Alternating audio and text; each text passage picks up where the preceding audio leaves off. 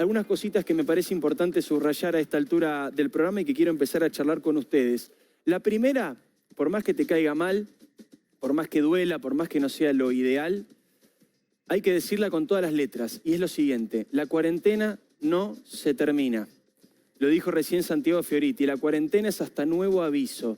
En algún momento, sobre todo a principios de esta semana o finales de la semana anterior, durante el fin de semana, hubo cierto optimismo por parte de un sector del gobierno, incluso uno lo podía ver con declaraciones del propio Alberto Fernández o de Ginés González García, de que tal vez la cosa iba bien y eso iba a permitir una flexibilización, mucha ilusión por parte de los empresarios, por parte de algunos sindicalistas, de mucha gente que no está pudiendo trabajar o que le está pasando muy mal en la cuarentena, pero finalmente hubo en los últimos días reuniones con los expertos que dijeron que no se podía levantar la cuarentena y no se podía flexibilizar, por lo menos hasta el 27 de abril. Santiago te va a contar ahora los detalles y los secretos de esta reunión tan importante del día de hoy, pero para que lo vayas sabiendo, quiero anticiparte esta información.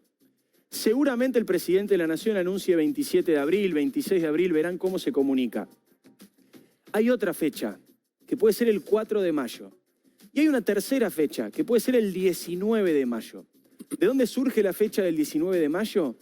Es que los especialistas están diciendo que lo ideal, lo recomendable, siempre hablando desde el punto de vista de la salud, en otro andarivel corre la economía, de la cual también vamos a estar conversando hoy, lo ideal, lo esperable serían 2 meses en total de cuarentena. Y si la cuarentena comenzó el 19 de marzo, lo ideal, según los médicos, sería que terminara el 19 de mayo. Por supuesto hay mucha gente preocupada con esto, pero lo que tenemos que entender es esto que planteaba Santiago, que es una frase que surge del riñón mismo de las personas que están tomando las decisiones en la Argentina. Cuarentena hasta nuevo aviso. Para mucha gente es un garrón, mucha gente le está pasando mal, mucha gente le está pasando mal desde lo psicológico, otra gente desde lo económico, desde lo laboral, desde lo familiar. No es una situación fácil, pero es la que nos toca y es la que seguramente mañana mismo, como decía Liliana Franco, comunique el presidente de la Nación. Hay algo también muy importante que tenemos que entender y que tiene que ver con la decisión de cuándo y cómo ir levantando la cuarentena, porque eso también lo tenés que tener claro desde ahora.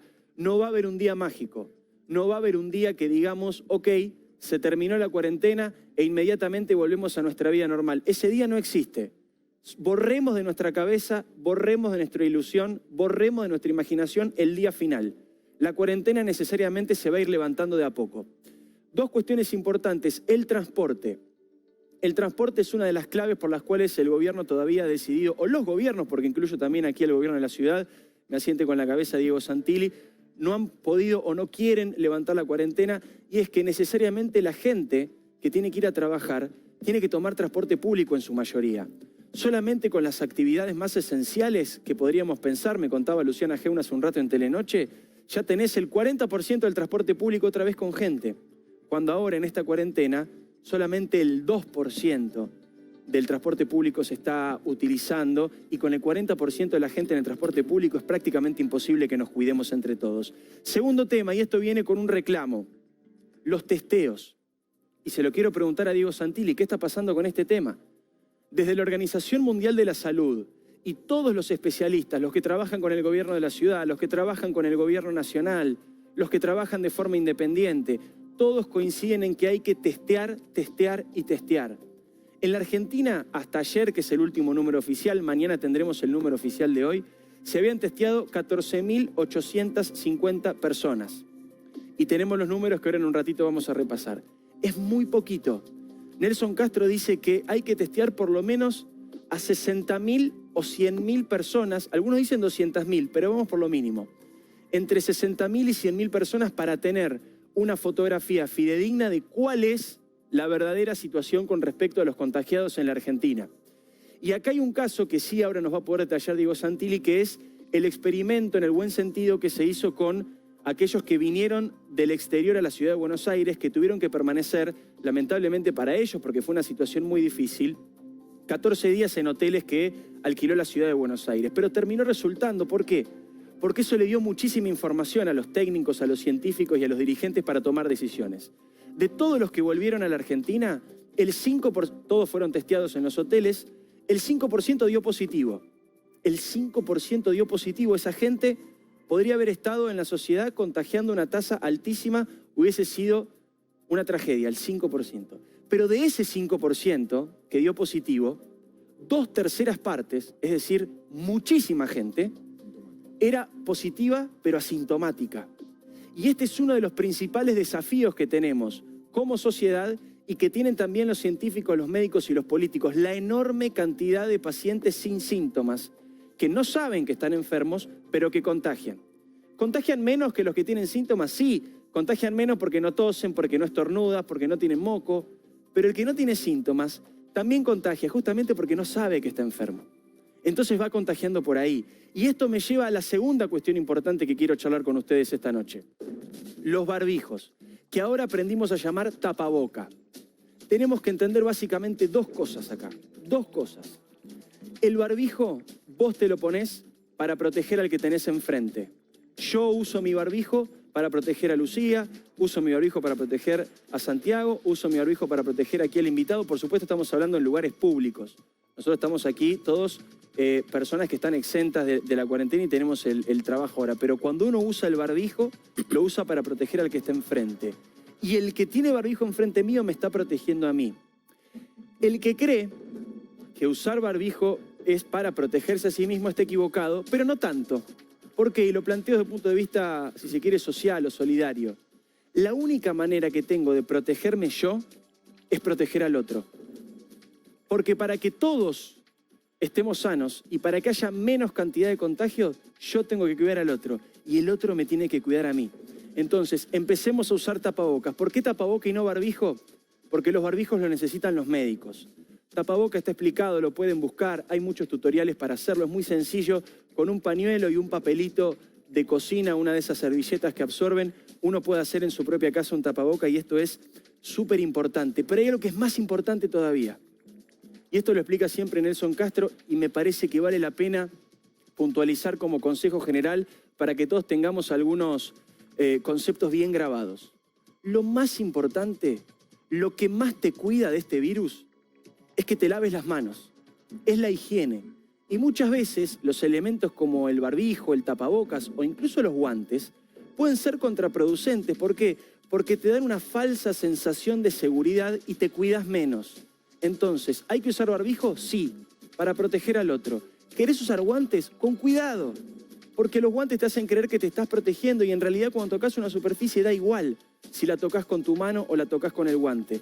Por lo tanto, lo más importante es la higiene, lavarte las manos, si estás en la calle con alcohol en gel y si estás en tu casa con agua y jabón, todo el tiempo. Y todo lo que ingresa a tu casa también con agua y jabón. La higiene es lo más importante, no hay ninguna duda, pero ninguna duda de todo eso. De esta situación, claramente, a mí me gusta decir que vamos a salir con 3 palabras. Higiene, no me voy a cansar de repetirlo, paciencia y solidaridad. Vuelvo a repetir el concepto, es muy importante que lo entendamos. Para protegerte vos, tenés que proteger al otro. Porque si vos tenés todo el alcohol en gel del mundo, todo el jabón del mundo, el mejor barbijo que puedas comprar, te comprás la máscara de acetato, no pasa nada. Ahora, si el de al lado tuyo no te cuida a vos, también te contagiás. Si vos no cuidás al de al lado y contagiás al de al lado, también te contagiás, o vos o tu familia. Nos tenemos que cuidar entre todos. Decía, higiene, paciencia y solidaridad. Me quiero meter muy cortito, muy chiquito, te lo prometo, en un aspecto político que ocurrió esta semana y que también tiene que ver con la manera que considero debemos enfrentar esta pandemia que nos preocupa tanto a todos. Es chiquitito, pero es importante. Y después hacemos, como siempre, el repaso de las 5 noticias más importantes del día. Y se viene Diego Santilli, se viene Ricardo Araín y se viene toda la información que tenemos.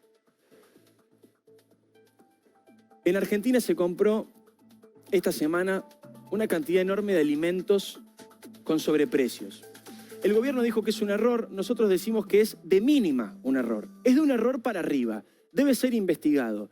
Y debe ser investigado porque hay algo que también me parece importante marcar, que es que el miedo que le tenemos a la pandemia, el respeto, esta situación de crisis que estamos atravesando, no significa que tenemos que resignarnos. No significa que de golpe da todo lo mismo. No significa que el que robó ya no importa, o que el que no hace las cosas bien ya no importa. Te lo decíamos la semana pasada con Hugo Moyano, te lo vamos a decir esta semana con Vudú, y quiero hablar también de estos precios. porque hicimos un cuadro comparativo. Si lo podemos poner al aire, me encantaría tenerlo. Quiero que vean qué cosas se podrían haber comprado si el Estado, insisto, fuimos en los cálculos lo más benévolo posible. Acá no hay ningún tipo de animosidad. Por eso ponemos error, por eso ponemos las cifras en su mínima expresión. El Estado iba a gastar, en el cálculo más benévolo, 168 millones de pesos. El presidente Fernández dijo que había suspendido la compra, pero no la suspendió entera. Suspendió una parte nada más. Por lo tanto, el Estado va a gastar de más en sobreprecios 112 millones de pesos de más. Esto es más de lo que se recaudó, por ejemplo, en la maratón televisiva que se hizo el último domingo. Es bastante más. Pero quiero que tengamos una noción de las cosas indispensables que se podrían haber comprado con este dinero. No es para cargar las tintas, es para entender que no todo da lo mismo y que hay cosas que no debemos dejar pasar. Porque marcarlas también es ayudar a que estas cosas no pasen.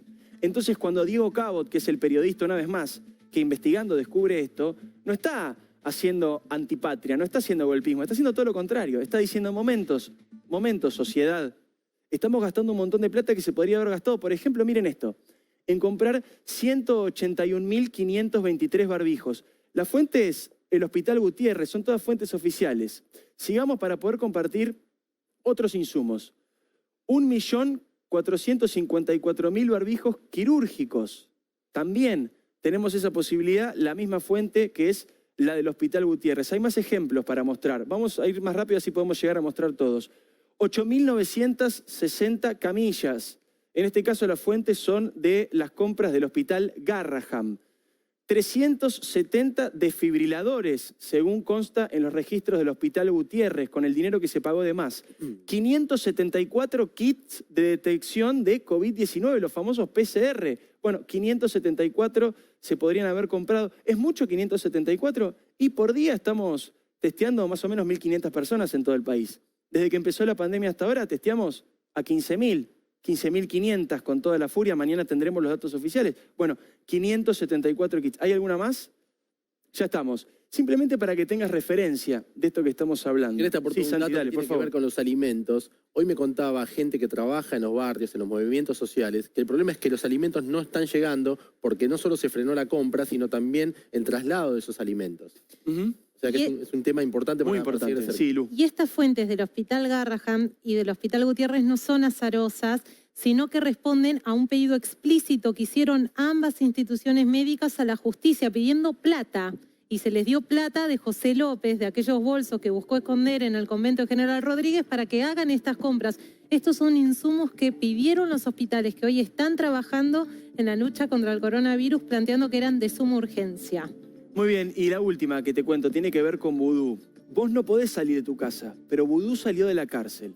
Y esto se inscribe en esto que te contaba yo recién, que el miedo, que la preocupación, que la crisis no nos transforme en una sociedad que permite cualquier cosa. Pasó prácticamente inadvertida la salida de vudú. En un rato Lucía te va a dar detalles si tenemos tiempo, pero es un escándalo.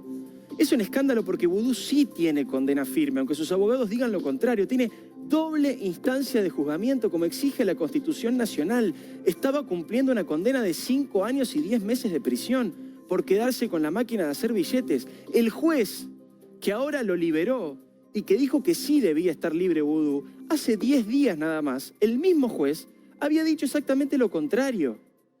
Entonces la pregunta que surge es, ¿por qué está libre vudú? ¿Por qué está con domiciliaria? Vamos a decirlo correctamente porque no, la idea no es cometer ningún error ni desinformar. ¿Por qué vudú está preso en su casa? De alguna manera, en una analogía un poco exagerada, igual que vos. O igual, ¿sabés que quién? Que el tipo que rompió la cuarentena. Una persona rompe la cuarentena, va preso a su casa. Prisión domiciliaria. Amado vudú está igual que esa persona. Está igual que en su casa, está igual que vos en tu casa. Es cierto, vos podés salir al supermercado, vudú no. Pero el tipo tiene una condena. ¿Cuál es la única explicación por la cual Amado vudú ahora está en su casa? Que el tipo tiene privilegios. Y no podemos aceptar que haya gente que tenga este tipo de privilegios. Es lo mismo que decíamos la semana pasada con Moyano. Los privilegios perjudican a la sociedad en tiempos de pandemia. Es un tiempo donde tenemos que estar todos juntos, todos unidos, peleando por lo mismo, entendiendo que, ahora más que nunca lo entendemos, nos va a salvar aquel que cumpla las reglas. Los que cumplen las reglas van a salvar al mundo. Lo estamos entendiendo a la fuerza en esta pandemia. ¿Por qué le damos privilegios a los que no lo merecen? Los abogados de Vudú y el propio Vudú pertenecen a un grupo político que se cansa de decir que luchan por los más humildes, por la igualdad de todos. Y sin embargo, a la primera de cambio se valen de sus privilegios escandalosos para tener beneficios en el momento en el que vos le estás pasando probablemente peor que nunca. Cuando vos te piden que estés en tu casa, que te quedes, que cobres menos de lo que ibas a cobrar, que no abras tu negocio, que te laves las manos, que compres lavandina, que compres alcohol en gel, que te las rebusques como puedas con tus hijos, que tal vez vas a tener que volver a trabajar, pero no sabes qué vas a hacer con los chicos en tu casa porque obviamente no vas a tener a nadie con quien dejarlos. Vos que tenés miedo porque puede pasar que contagies a alguien, puede pasar que te contagies vos, le está pasando mal, estás preocupado. Bueno, mientras tanto hay gente que se aprovecha de esta situación para pedir la libertad de Amado Vudú. ¿Y esto qué generó? Lo que era obvio que iba a generar. 700 presos quieren irse a la casa ahora. ¿Y sabes qué? Tienen razón. Si Vudú puede, ¿por qué no puede otro preso? ¿Qué tiene de mejor Vudú que el resto de los presos que están sin condena en la Argentina? ¿Considera el juez que liberó a Vudú? ¿Consideran los abogados de Vudú que lo correcto es abrir las puertas y que salgan todos? Esto ha generado un descalabro inimaginable en la justicia. Hoy, el procurador de la provincia de Buenos Aires, Julio Contegrán, dijo una frase que da escalofrío, Lucía. Sí, exactamente, Diego. Dijo que no hay manera de controlar que los presos que salen de la cárcel no se fuguen. Mira, escucha, son 16 segundos, pero son palabras contundentes de Contegrán. A ver. Que salieron, ¿cómo van a garantizar de que después vuelvan? ¿O cómo van a garantizar que no se escapen? Hay distintos mecanismos. No hay, se lo digo ya mismo antes de que terminemos con esta conclusión, no hay certeza absoluta de que esto no suceda. El Estado provincial no puede garantizar que los presos no se escapen. ¿Por qué? Porque al privilegiado de Vudú una vez más le dieron la posibilidad de salir. Y el resto dijo, yo también quiero salir. Salieron 700, pero van a salir un montón más. Sí, Diego, y aparte te damos dos datos. Hasta anoche eran 915 personas desde el 18 de marzo que salieron de las cárceles bonaerenses y a partir de mañana ya hay 650 presos habilitados a dejar las prisiones. Con un dato, no hay más tobilleras electrónicas para controlarlos. ¿Cómo los van a controlar? Cada tanto un policía va a pasar a chequear que ese detenido esté en su casa. Cada tanto. Y que no se fugue. Cada tanto, porque aparte las fuerzas están ocupadas también en los controles que tienen que ver con la cuarentena. Y solo en 3 días en la justicia federal, a raíz de la domiciliaria que le dieron a Amado Vudú, se presentaron 127 pedidos de prisiones domiciliarias. 127 en 3 días. El efecto Vudú le dicen algunos camaristas. ¿Y sabés qué es lo que preocupa? Que creen que esto genera un descalabro en cuanto a qué criterios aplicar sobre los pedidos de prisiones domiciliarias. Muy bien. En el peor momento social, en conjunto de la historia, Amado Vudú y sus abogados, que insisto, todo el tiempo dicen que defienden a los más humildes, a los que peor la pasan, a las grandes mayorías, aprovecharon que tienen privilegios y en el peor momento, en el que más débiles están las instituciones, producto de la emergencia, aprovecharon y lo sacaron nomás. Esto es lo que no podemos permitir. Entendimos, ya lo entendimos, a la fuerza, cuesta, duele, es difícil, que vamos a salir de esta cumpliendo las reglas. Pero eso no significa que dejemos de ver a quienes no la cumplieron y que dejemos de exigir que cumplan con lo que la justicia les pidió.